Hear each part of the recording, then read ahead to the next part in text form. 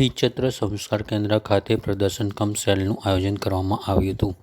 સેલને deputy mayor Shrimati Monaben Parekh અને ભાજપ મહિલા મોરચાના શ્રી કોમલબેન તથા અન્ય આમંત્રિતોએ દીપ પ્રગટાવી ખુલ્લું મૂક્યું હતું. પ્રદર્શનનો હેતુ બહેનોને રોજગારી આપવાનો હતો.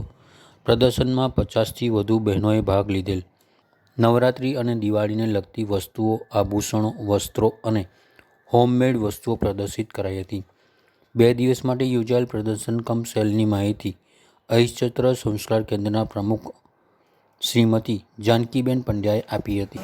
અહિચ્છત્ર સંસ્કાર કેન્દ્ર 2012થી લગભગ આ આયોજન અમે કરતા આવ્યા છીએ, જેનાથી બહેનો જે ઘરે બેસીને વ્યવસાય કરે છે એમને એક જાહેરમાં પ્લેટફોર્મ મળે અને કમાવાની તક મળે.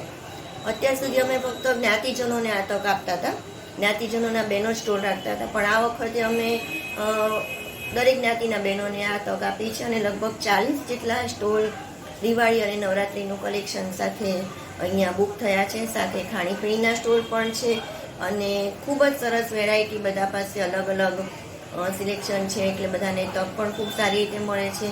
ઘણા બધા પબ્લિક પણ અત્યારે કાલ વરસાદી માહોલ હતો એટલે કાલે થોડાક ઓછા લોકો હતા, પણ આજે ઘણા લોકો ખરીદી માટે અહીંયા આવે છે.